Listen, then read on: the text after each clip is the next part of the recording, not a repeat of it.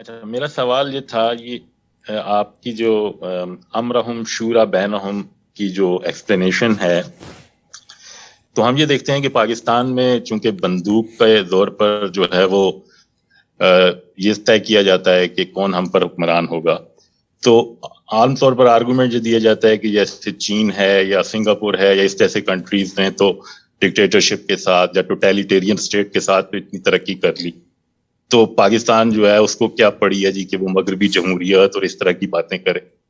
تو کیا guide line ہونی چاہیے قرآن کے اس اصول کے مطابق، خاص طور پر ان طبقات کو جو یہ سمجھتے ہیں کہ مغربی جمہوریت جو ہے وہ ایکچولی نقصان دہ ہے ہمارے ملک کے لیے؟ قرآن مجید نے تو ایک اصول بیان کیا ہے، اور وہ اصول ایک لافانی اصول ہے کہ حق حکومت کسی کو دو ہی بنیادوں پر حاصل ہوتا ہے، یا اللہ اس کا انتخاب کرے، وہ خالق ہے، اس کا ہر فیصلہ مانا جائے گا، اور یا جن لوگوں پر حکومت کرنا مقصود ہے وہ انتخاب کریں. تو اس لیے قرآن مجید نے یہ اصول دے دیا، لیکن اس کے ساتھ کچھ چیزیں وہ ہیں جن کا تعلق انسان کے حقوق سے ہے. یعنی میرا یہ حق ہے کہ میں اگر کوئی رائے رکھتا ہوں تو اس کا اظہار کر سکوں، اس کے لیے سوسائٹی میں رائے عامہ کو ہموار کر سکوں. انسان کے بنیادی حقوق کا جو تصور اب کم و بیش متعین سی صورت اختیار کر گیا ہے اقوام متحدہ کے چارٹر میں، یہ وہی حقوق ہیں جو ہمیشہ سے انسان اپنے حادثہ اخلاقی کی بنیاد پر مانتا رہا ہے. تو اس لیے 4 چیزوں کی ضمانت دے دیں.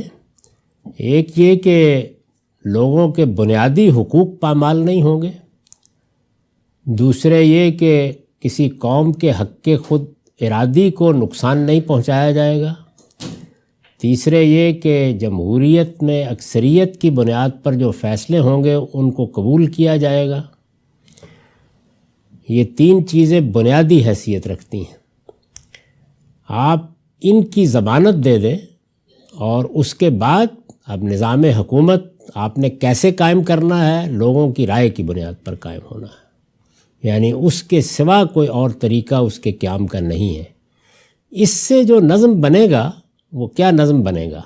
یعنی انسان کے بنیادی حقوق کو اگر حفاظت حاصل ہے، قوموں کے حق خود ارادی کو آپ نے حق کے طور پر مان لیا ہے، جمہوریت کو اصول بنا لیا ہے، اور قانون کی حکمرانی قائم کر دی ہے. تو اب یہ 4 چیزیں جو ہیں، جب ان کا صحیح تحفظ ہو گیا تو اب جو حکومت آپ کرنا چاہتے ہیں، اس میں مغربی مشرقی کا کیا سوال ہے، اور کیا ترقی کی بنیاد پر طے کیا جائے گا؟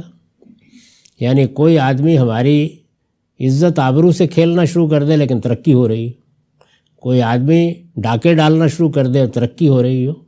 تو ترقی تو ایک نتیجہ ہے. اصل چیز ہے کہ ہم نے ایک حکومت قائم کی ہے.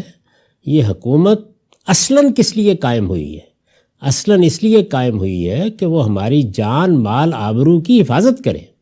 بنیادی مقصد حکومت کا یہ ہے، ورنہ کیوں قائم کی جائے گی؟ ترقی تو انفرادی کوششوں سے بھی ہو سکتی ہے. بڑی بڑی کمپنیاں بہت ترقی کر دیں گی، اس سے نہیں فرق پڑتا کوئی بھی. اچھی بات ہے اگر ترقی ہوئی ہے اور ریاست کا نظم اس میں معاون ہوا ہے تو بہت اچھی بات ہے، لیکن وہ اس قیمت پر نہیں قبول کی جا سکتی کہ بنیادی حقوق پامال ہو جائیں، یا قوموں کے حق خود ارادی کی نفی کر دی جائے، یا قانون کی حکمرانی کی بجائے کسی فرد واحد کی حکمرانی یا کسی طبقے کی حکمرانی قائم کرنے کی صحیح کی جائے، یا جمہوری اصولوں پر حکومت کے تبدیل کرنے یا فیصلہ کرنے کا طریقہ چھوڑ دیا جائے.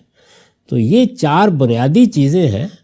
ان میں سے ایک ایک چیز اپنی اخلاق کی بنیاد رکھتی ہے. اس لیے ان کا تحفظ کرتے ہوئے آپ جو نظام بنانا چاہتے ہیں بنائیے، قبول کیا جائے گا. لیکن اگر ان کو پامال کر رہے ہیں تو یہ ترقی کی بہت بڑی قیمت آپ مانگ رہے ہیں.